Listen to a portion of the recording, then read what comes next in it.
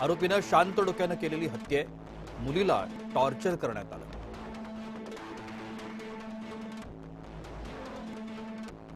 हत्येनंतर आरोपीनं तिच्यावरती लैंगिक अत्याचार केले।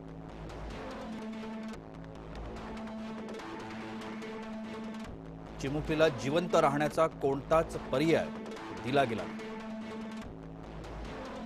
वासना पूर्ण करण्याकरता आरोपीनं हे कृत्य केलं।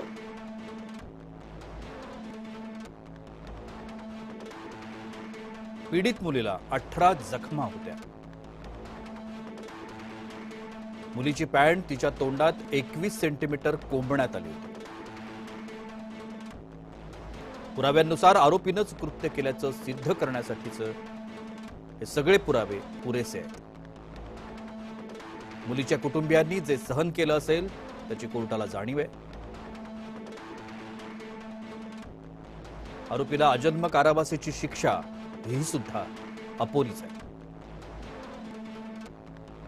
फाशीची शिक्षा ही पुरेशी ठरणार नाही।